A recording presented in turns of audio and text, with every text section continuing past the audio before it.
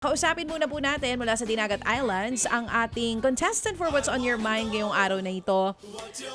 Siya po ay 28 years old, helper po sa sari-sari store at may bake shop at may kinakasama ring panadero. Siya po yung nanonood sa ating programa simula pa noong 2022. Magandang umaga, si Venus Bartolome. Good morning. Hello po, Good morning po, Digi Chacha. Magandang umaga. Si Ruth Cabal din kasama natin ngayong morning. Good morning Okay. sa'yo, Venus. Ayan. Good morning, Ma'am Rose Cabal. Kabado siya. Oo nga, Halata parang ang nahahalata kanyang natin, kaba. pero feeling ko nakasmile pa rin siya. Oo. Excited ka ba, Oo, Venus? Palaging smile pero kinakaba ngayon. Parating smile pero kinakabahan. Sige, Venus, gaano ka nakatagal nga ulit na nanonood sa programa? 2022, ma'am, pagdating ko dito, ma'am, kasi yung 2022, ma'am, namatay yung mama ko last January 2022. Pagka April, ma'am, pumunta ako dito tumulong sa atin ako. Doon ako nanonood ng TV. Oo. Kahit dati po, nandun pa kamo sa kabila, nanonood pa rin ako sa inyo ni Ted Pailon. Oo. Ate, saan ka galing? Sabi mo kasi kauuwi mo lang dyan, no? Nagkasakit po si nanay. Ano po, taga Iloilo pa kasi ako, Ilonggo po kasi ako. Okay. Pareho tayo, Ilongga. So, Oo. sinong nandyan sa Alongga. Dinagat mismo? Ano Kasi ma'am? yung taga Iloilo, kayo ba mismo? Kasi si nanay mo, kamo ang nandyan sa Dinagat? Dili po, ma'am. Taga Iloilo talaga kami. Yung mama ko, taga Roas. Yung papa ko, taga Estancia, Iloilo po, ma'am. Sino po ang taga namatay Dinagat? kasi yung asawa ng ate ko. Yun. Oo, yung napangasawa ng ate mo ang taga Dinagat. So, umuwi Oo, ka, ma'am. sinasabi mo umuwi ka dyan sa Dinagat? Umuwi kasi, para may kasama din po ako, yung anak ko. Kasi dati po, single mother din ako. Yung kalidin ko po, pumunta lang dito para okay. kasama din namin. So, si nanay at tatay dyan na rin sa Dinagat? Hindi na po. Ang nanay tatay ko namatay na po. Okay. Ito nga yung binabanggit mo kanina. Anong taon ka nga ulit umuwi dyan? 2022 yung nag-alaga ka ng nanay mo? Dili po. Nag-alaga po ako ng asawa ng ate ko. Asawa ng ate mo ang inalagaan mo. Oo. Ano nangyari dito sa asawa ng ate mo? Nang kumatos po, 2013 pa po siya na may stroke. Oo, May sige, stroke ganito. po siya. Hinga ka muna ng malalim kasi kabado siya. Oo, halatang-halata ang kaba mo. Hinga ka ng malalim, Venus, para mas makapag-usap tayo ng maayos. Sige, hingang sige po. malalim. Huwag kang kakabahan. Tayo lang to. No po. Oo, kami First lang time to kasi ni Ruth. makausap si DJ Chacha. Naku, walang Tuwang-tuwa siya. problema. Mukhang talagang fan na Ay, fan itong si Venus eh. Sige, pandapan kita noon pa nandun ka pa sa kabila. Oo, nasa ano pa tayo noon, MOR at DZMM. Correct. Ang bagets ni Venus, 28 years old lang. Pero sige, Venus, bago natin ituloy itong kwentuhan natin, ano muna yung Bible verse na binigay sa atin ni Pastor Jeff? Mama, tingnan ko muna. Ang Bible verse, ma'am, kahapon is 2 Pedro, versikulo 3, tugtod 9. Hindi nagpapabaya ang Panginoon sa pagtupad sa pangako niya. Gaya ng inakala ng ilan, ang totoong binibigyan lang niya ng pagkakataong pagsisi ang lahat sa mga kasalanan nila dahil ayaw niyang mapahamak ang sinuman. Okay. And para sa iyo, yung pagkaka-explain kahapon ni Pastor, ano ang kahulugan nitong Bible verse na to? Pinapakita dito is hindi magpabaraya ang Panginoon sa mga mga pangako para matupad ang imong pangarap. Kasi Bisaya, sige. okay Ganito. lang. Mexico Sige, yung- alam mo, total naman si Ruth dito Ilongga. Pakausap kita sa kanya. Hindi ako Sige. masyado marunong Ay, hindi ko akala ko marunong mag-Ilongga. Gusto mo yung pinasa ko talaga kay Ruth, no? Kung Akala ko makaklaim marunong naman ako ng mag-Ilongga. pagiging Ilongga. Pero nakakaintindi. Konti. O, sige. oo. Subukan natin kung maiintindihan ni Ruth. Explain mo sa inyong salita yung ibig sabihin ng Bible verse. Ito hindi pinapabaya ng Panginoon. Minsan nga, ayaw niya daw sa ano ba, ni Lord niya hindi pabayaan kasi mo pangarap para matupad ang imo pangarap. Matudaan yun nga. Dayon, sa lahat ng mga kasalanan nila, dahil ayaw mapahama ang sinuman. Ang pinapakita dito is iniindustro ni sa Panginoon nga maano ka, mapahamak sa kahit unsa nga mga bagay-bagay lang po. Ano daw po yun, Tita Ruth? Hindi, yung sinasabi niya lang na talagang gusto ni Lord na parang yung maghintay ka lang muna dahil eventually dadating din yung panahon na magiging totoo at 'di ba yung iyong mga at matutupad ang iyong mga pinapangarap. Ayun. Oo. Kumbaga perfect timing. O sige, Venus, hinga ka ulit ng malalim dahil damang-dama pa rin namin ang iyong kaba. Inom ng tubig. Inom May ka, tubig gusto ka mo ba muna dyan? uminom ng tubig? First time kasi makausap. Oh, sige. Kasi It's para first- magkaroon tayo ng chance makapagkwentuhan ng maayos. Dahil pag di tayo nakapag-usap ng maayos, ako mahirap yan. Hinga ka munang malalim ulit. Tapos tama si Ruth, inom ka ng tubig. Inom ka muna ng tubig. Sige, hinga. Mga kapatid, pasensya na po. Minsan talagang kinakabahan po yung ating mga What's on Your Okay Mind na po. contestant. Dahil syempre first time. Naririnig pa natin yung yung hingang malalim. Parang may humahabol sa yung aso. Oo. Sige, Venus. Kaya na? Okay na po. Okay. Yung live-in partner mo, kamo, sumunod na rin dyan sa Dinagat Islands. Opo, last Oo. 2023 din po. Oo. Ilang years na kayo ng live-in partner mo? Ngayon, kung total lang po, kasi 2018 po kami, is 7 years na siguro. Oh, parang di siya sure, Oo, no? wala lang.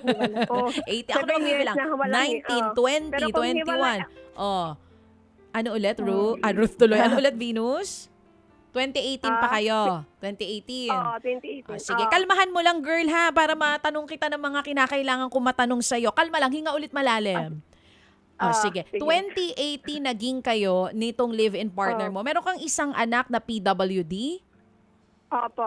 Oo. Tapos, ilang taon na po itong anak ninyo at ano mismo ang kanyang kondisyon? 5 years na yung anak ko, isa lang siya, boy siya. Ang isa ka years is inborn niya siya, ma'am. Ano po ulit? Inborn po yung kanyang disease. Isang tenga sa kabila. Ano po meron sa tenga niya? Siya, hindi man siya close, pero may siya maliit na buho ba? Ano po ulit? Hindi po nakakarinig yung isang tenga niya. Oo. Pero makakarinig po siya, makasalita siya nga, mama, papa lang po yung sinasabi niya. Hindi yung buo na pagsasalita. So, ano po yan? Right or left ear? Yung left po. Left na tenga ng iyong anak hindi nakakadinig. Pero napatingin na po ba yan sa doktor to assess kung talagang yun ang Opo, problema? oo. Anong sabi po Sanggol nung pa po siya. doktor? Ang sabi ng doktor, yung sanggol pa siya is ooperahan siya at 12 years old. Pag 12 years old pa Oo, daw. 5 pa lang kasi. Oo. So ngayon, nakakapagsalita naman siya. Oo po, yung sinasalita, mama, papa. Tawa-tawa lang po siya. So ang tangi lang nababanggit niya, mama at papa sa edad na 5 taong gulang. Oo po. Oo. Anong trabaho ng live-in partner mo? Nagluluto ng pan po, yung tinapay po. Meron Panadero. Tapos ikaw, meron ka bang trabaho? Tumutulong lang po ako sa ate ko. O, And then ako po nag-aalaga sa asawa ng niya? ate ko. Oo. So siya ang kumaga, ikaw ang yung sweldo mo, yung kinikita mo galing kay ate dahil sa pag-aalaga mo sa Oo. asawa niya. Oo. Oo. Saan kayo Allowance nakatira? lang po kasi Diyan kayo nakatira mismo kay ate? Oo, sa bahay niya po.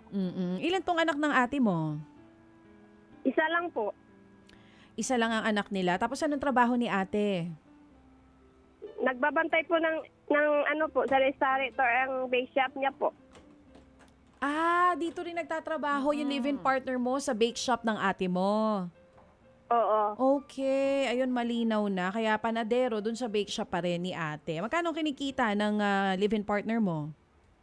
5K lang po. 5,000 pesos. At ikaw, magkano kinikita mo sa pag-aalaga sa asawa ng ate mo? 2K lang po. 2,000. Sapat ba ito sa pangangailangan ninyo, lalo na merong kang anak na PWD? Minsan po, kulang po. Kasi minsan yung sahod niya, pangbili ng gatas ng ko, palit ng panglaban ng mga damit namin, shampoo, conditioner, Oo, pero toothpaste, yan lang po. Oo.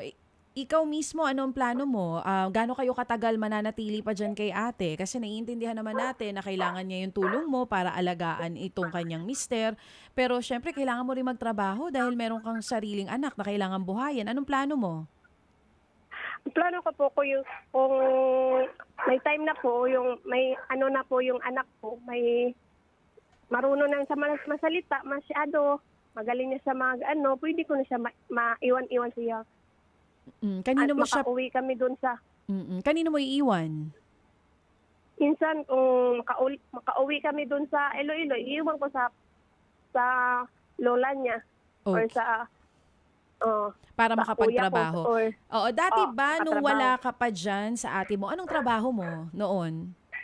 At noon po wala naman po ako trabaho po. Nagtitinda lang ako noon ng sari-sari store ng nanay ko namatay. Yung kasi ngayon yung sari-sari na iniwan ko nandun na sa kuya ko. Okay, sige po. Kung sakali ba Wala na itong po ng kapital.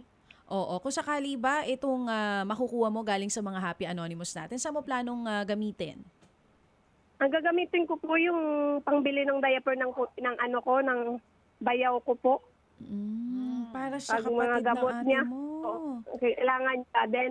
Kung may sobra po, pangbili ng gatas po ng anak ko.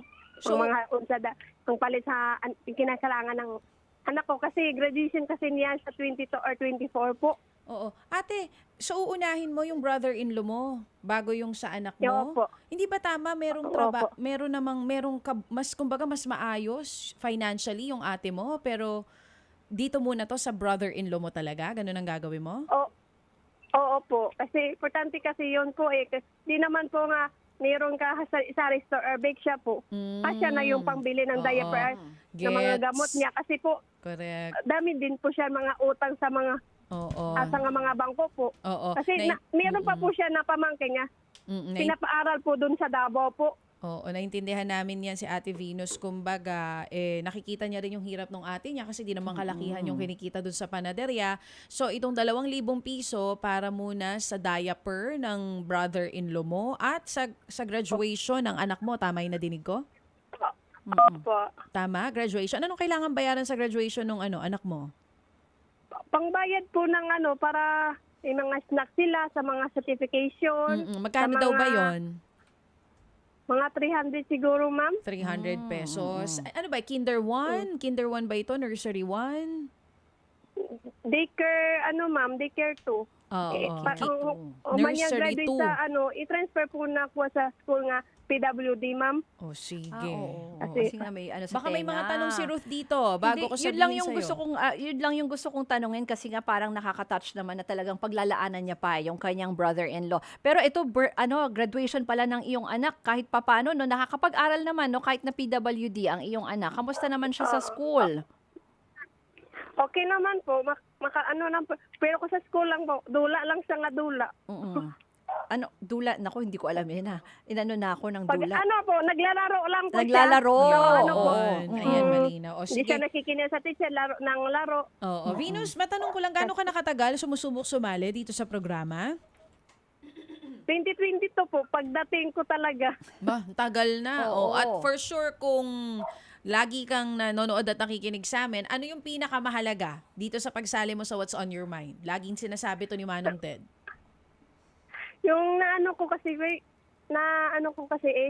marami tumutulong dito sa mga humihingi ng tulong. Hindi yon. Hindi yon. Bukod dun sa tulong ng mga Happy Anonymous natin, ano yung essence nito? Saan natin hinugot itong What's on Your Mind? Ma-inspire ka sa mga Bible verse ba? Yan. Kahit unsak, Oo, kumbaga sinasabi nga ni Manong Ted lagi, galing ito sa Bible verse, so sana yung aral mismo nung mga nasa Daily Bread segment natin, huwag kakalimutan. Etong nakalimutan ang lahat ng mga problema, kahit unsa nga problema. Kahit na anong problema. Oo, kumbaga, huwag nating kalimutan yung mga aral na ibinibigay sa atin dito sa ating pinag-aral. What's on Your Mind segment. Ha, Venus? Si Venus, pwede maging rapper. Char! O sige, Venus, ganito. Magpapadala kami sa iyo ng tulong, 2,000 muna, galing kay Happy OG. Ito na muna ang ipadala natin. Aantabayan na namin yung mga video na ipapadala mo sa amin para sa susunod na linggo, makausap ka namin. Anong gusto mo dyan, Seth? Ano? Kayo dyan? ano ang inyong nais ng ating mga inampalan. Aantabayanan muna namin ha yung mga pruweba na ipapadala mo sa amin, Venus. Tapos from there, saka tayo magkakaroon ng ugnayan ulit. Okay lang yun sa'yo? Ah, Naku, parang mainit ang ulo ni Venus. Mainit ba ulo mo, Venus? Hindi, nagre-recover pa siya ulit. Hindi naman po. Oo, nagre-recover sige. pa siya ulit. Pasalamat muna tayo dito sa mga Happy Anonymous natin. Maraming ang number one unahin ko pasalamat ay yung Panginoong Diyos na Yan. binigyan niya ako ng araw nito nga matawagan ako ni Didi Chacha and ni Rose Cabal. Thank you, God. Sa blessing nga matatanggap ko ngayon. Thank you very much. Then sa mga anonymous, maraming salamat sa inyong binibigay niya pera sa ako. More blessing pa. Ayan. More blessing to come. O sige, dahil dyan sa sinabi mong yan, ako Venus ay nagdagdag na si Happy Golfer at si Happy Davaoenyo ng 2,000 piso. Kaya 4,000 pesos ang ipapadala namin sa iyo Thank you ngayong po. araw, ha? Kakasabi lang niya na sana more blessings. Talagang Bilis. agad-agad. Ayan Oo. na, ang more O blessings. sige, Maraming salamat po. Ako po, ayan na nga. Oo. Mm. Bakit ano? Maraming salamat sa inyo mga anonymous. Didi Chacha, Rose Cabal, maraming salamat po. Oo, naku, Ruth tuloy, Venus. Hinga kang malalim. Kalma. Baka kung ano mangyari Kalma sa'yo tayo. dyan. Oo, kalmahan mo. Oo, bakit bakit naluha ka na? Anong problema? Kasi first time ko po kasi tumanggap ng ganitong pera. First time mo lang tatanggap ng interview. 4,000 pesos? No po. Oo. Oo. So anong plano mo dito sa 4,000 piso? Siguro po, pangbili ng diaper ng kuya ko. Then, pangbili ng mga unsakul, ang mga gloves, alcohol, mga gamot, yung pangbayan ng graduation ng anak ko. Then, siguro magbili ako ng allowance ng pamangkin ko. So para sa kanya pa rin po. Gusto niya pa rin Oo. i-share sa iba niyang mga kaanak. Oo. Oo. Kahit sa pamangkin, sabi niya, di ba? Kumbaga, hindi lang... Gusto pa nga rin ako nga po nga. O, mabigyan talaga ako ng mga anonymous mo. Ang pang-load pa po ba? Ano daw Para po may yun? Pang-load extra income rin din daw. ako po dito. Oo. At konting income para daw magka-income siya. Oh, Pero sige. maganda rin pwedeng konting konting celebration din siguro doon sa graduation ng iyong anak, kahit papaano may siguro may extra ka diyan. Oo, sana po. Oh, sige, kayo medyo kumalma ka na, huminga ka ng malalim. At dahil dyan, si Happy 11 ay nagdagdag pa ng 2,000 piso. So, 6,000 pesos yung ipapadala namin sa'yo, ha? Opo. Oo. Maraming salamat. 6,000. Huwag ka sa aming magpasalamat ha dito sa mga Happy Anonymous natin. And Venus, pagpalain ka ng Diyos kasi kahit nangangailangan siya, share niya pa rin yung blessings niya dun sa brother-in-law niya. Ang swerte ng ate mo sa'yo, no? Hindi madali mag-alaga ng may sakit, pero di naman niya asawa ito, asawa ng ate niya. Pero ikaw mismo tumutulong sa pag-aalaga dyan, ano? Opo. Oo. Maraming salamat, Venus. Thank you, Venus. Sige po. Maraming Oo. salamat po. Didi Chacha, idol taka. Ay, naku, salamat. Ito, may nagdagdag pa sa'yo ng 800 pesos galing kay Happy Wifey. So, 6,800 na papadala namin, ha? Po. Oo, maraming salamat, Venus. May nagdagdag pa ulit. Naku, teka, Venus, bago mo ibaba. Si Happy Dread, nagpadala ng 2,000 piso. So, ang total Wow. na ay 8,800 pesos. Po. Oo. Venus, gusto mo magpasalamat ulit sa mga Happy Anonymous natin? Thank you very much sa mga anonymous na nagbigay ng pera sa akin. Pangbili ng mga ng kuya ko. Pangbili ng diaper, gamot. Pangbili, lahat-lahat. Maraming salamat sa inyo lahat nagbigay sa ako. Oh, yung Thank you po. pangangailangan mo rin, tsaka lalo na ng anak mo, huwag mo kalimutan, ha? Oo po. Oo. Maraming salamat. Yan nga po si Venus Bartolome ng Dinagat Island.